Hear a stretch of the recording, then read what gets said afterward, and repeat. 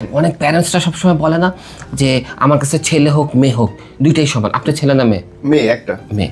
হ্যাঁ, যে দেখেন এই যে লাইনে আসছেন, আমার হচ্ছে দুইটাই ছেলে। এখন সবসময় আপনার কাছে মনে হয় না যে আমি সব দুইটাই আমার সমান?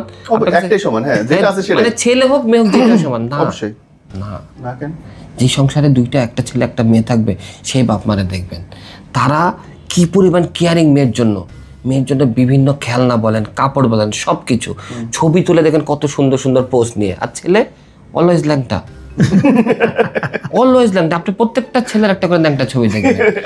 আছে না? এখানে একটা তিল, এত বড় তিল, একটা তিল দাও, কাইতন বাঁচানো, হ্যাঁ এখানে ল্যাংটা আছে মনে হয়। ইভেন আপনি খেলনাগুলি দেখেন, কুত্তা বিলাই সব ল্যাংটা। আমার এই ছবি আছে। আমার বিয়ের পরের দিন শ্বশুর বাড়ি থেকে গেস্ট আসে না বাসায়, তা আমার বাসায় আমার ওই খালা শাশুড়ি সবাই আসছে। মা তুই খাওয়া দাওয়া দে, তুই আরো অনেক গল্প আছে দুনিয়াতে, হ্যাঁ তোর বেহাইন আসছে। মা যে অ্যালবাম নিয়ে আসছে, আয়শা আমার খালা শাশুড়ি সবাই ডাকে এই যে আমগর তরু। আমি দেখলাম আমার ওই ছবিটা, আমি ন্যাংটা, এইখানে তেল, এইখানে কাইতন, বল্টুটা মাত্র মনে হিসু করছে, বল্টু একটু উঠে আছে। এখন কেউ আমার মুখের দিকে তাকায় না। আর খালা শাশুড়ি তাকায় বলেন না জামাই একেবারে খারাপ না।